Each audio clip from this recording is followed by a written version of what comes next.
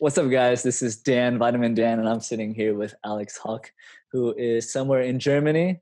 Yes, It looks very beautiful where you are right now. Southwest Germany. Yes, it's the sunny. The sun is out. Yeah, spring coming up. Yeah, flowers get up. Yeah. Amazing. And we're both videographers, filmmakers, and I'm here in Egypt. And we are now on this Zoom thing. And today's topic is about what we think the post-crazy Corona times will be like. Yes. Okay, the post-crazy Corona times. And I want to start with you first because I think you might have spent more time thinking about this. I'm out here, there's the sun and the sea, I'm distracted, but okay. Here in Germany, you guys must be thinking a lot about this. So what do you say? I don't know. We are, Germany sometimes used to be the land of thinkers, but times change. But it's true. I thought a lot of what maybe changed, what also could or should change in our society. Maybe this situation, this Corona time is a chance to change kind of things in society. And what I was thinking about, how sustainable could that be? In 2 years, would people talk about post-Corona times? If they, do you know what I mean? That they think, okay, let's do it different than pre-Corona because we learned out of Corona in economic, in companies, also in private. And this is the question I'm thinking about.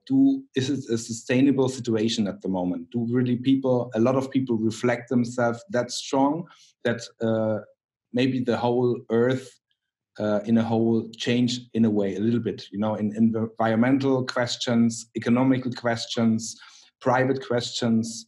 What do you think? Will it be sustainable, Wow, that's... So it goes two ways for me. One way is with the information age, before the Corona times, like the news would always change. Oh, war with Iran imminent, or like, I don't know, but there's always some topic that will capture the headlines. And then people just can become very forgetful because there's this new thing that's going on, right? But there but there are happenings in history like 9/11. I mean, in history, we talk about 9/11 like pre 9/11 and after, post. Yeah. Don't you think so? I think yes. And of course, the World War. There was a time before and after World War, especially in Germany, of course, in Europe, but I think also worldwide. And there are happenings in history where it's like a special major turning point. Yes, absolutely. Yes. But back then the news was much less so. One news topic could dominate the headlines and then the whole course of history could change. But what do you do when now there's so much information and a million things are happening? How can you strategize around this or say,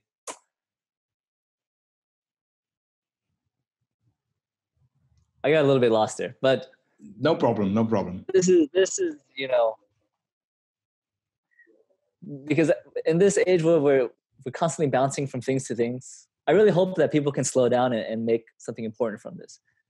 But say in the situation where the death count is actually very low compared to the flu, and like this thing passes, people could very much easily just go back to their normal lives, to switch on the TV, watch the Netflix, go hang out with their friends, go to the bar,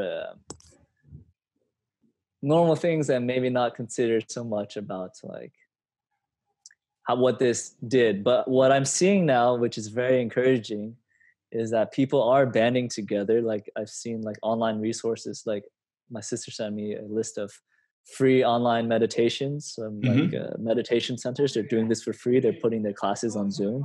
Yes. this independent film festival, they just released all of their films for free, so people can just watch it in these times. Yes. Libraries are opening up and like saying, if you have a library, you get that complete access to everything. And I'm seeing a lot of people come together in creative ways to deal with these times. And I do see finding solutions in this kind of very not spontaneous, but we call it shutdown. Yes, it's a very hard, lockdown, fast lockdown. In Germany, we call it shutdown. Maybe it's a. Okay. We call a smartphone also mobile. No, handy. So no, yeah, this very fast breakdown, shutdown. Maybe.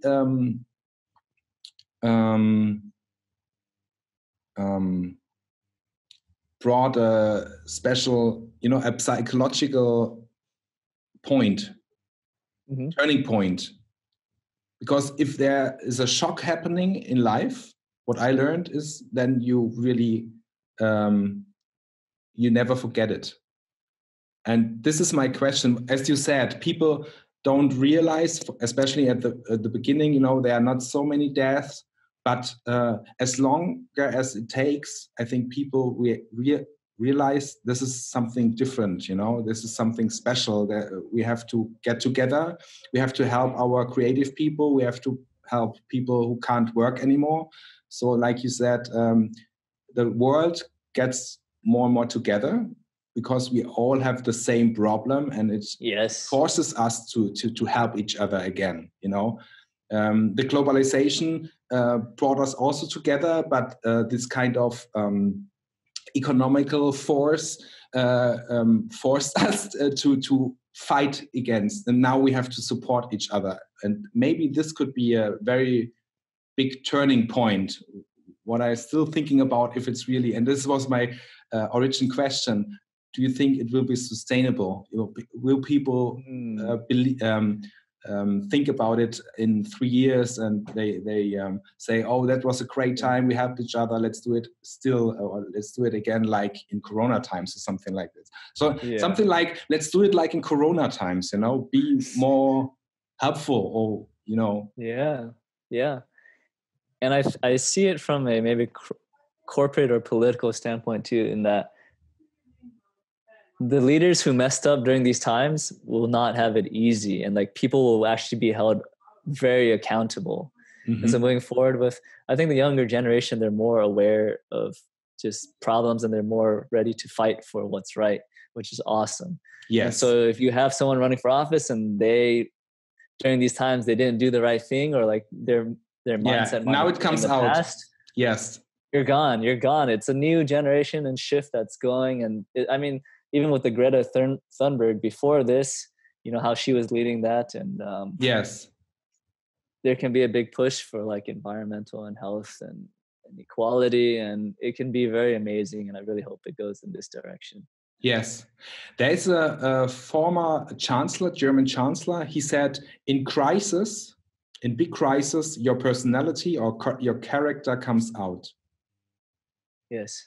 So the politicians, I think they have to show their real face now, because if you have a very hard situation where you have to take decisions for the society, not for yourself, then people realize, hopefully, most of the people realize, okay, he is a good president or a good politician who wants to support his country or the society.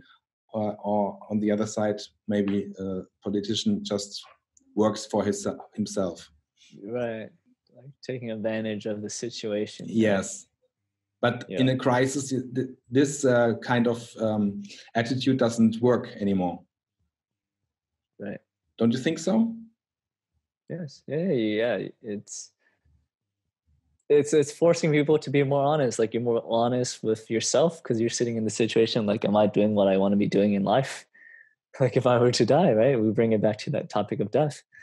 And in tough situations, we bring people for, You have to be honest to yourself. Yes. What's really important now? what way can I go now, because the normal routine doesn't work anymore.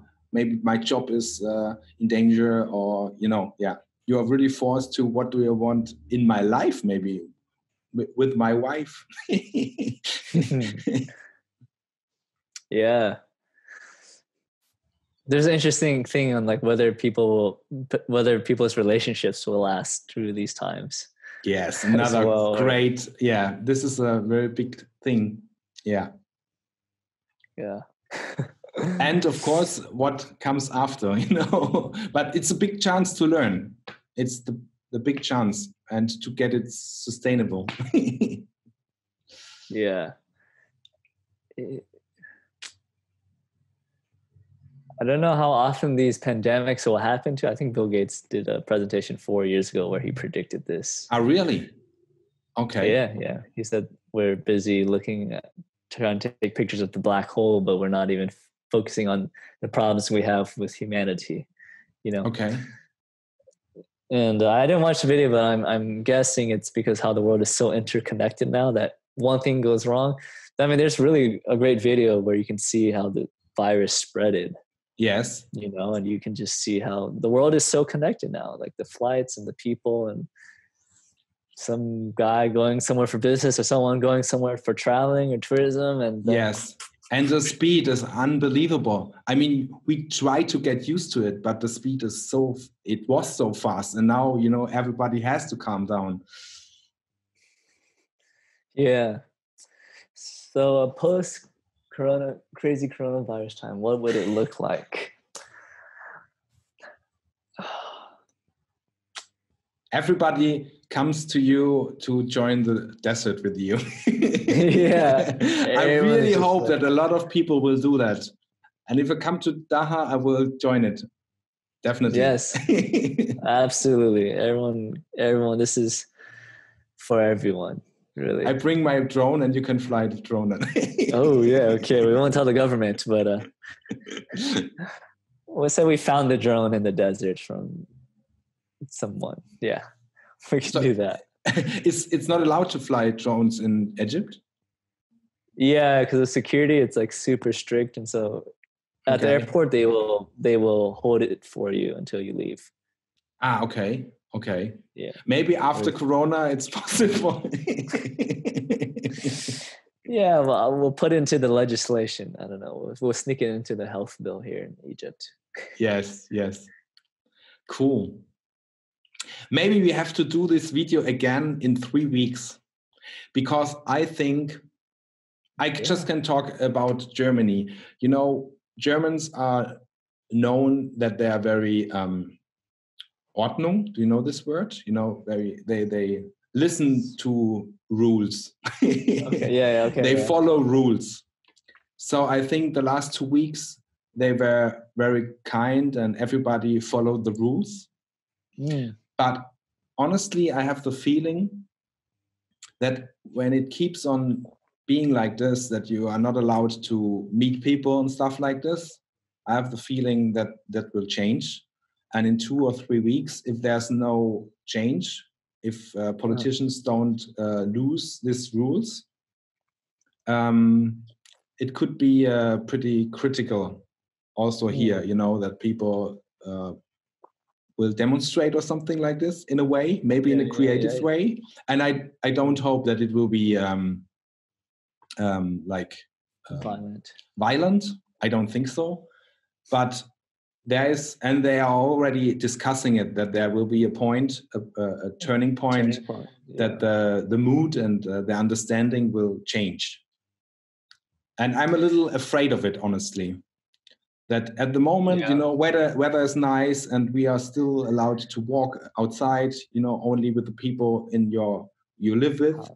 Okay. And but if that keeps on, and also of course the economical side. And I think this is also very important. How Corona times, the crazy Corona times, will be remembered. If politicians get it done, the whole crisis managed smoothly in a way. Of course, it's critical, but like smoothly, then in the post times, it will be remembered as a good thing, you know. Yes. If not, I don't know.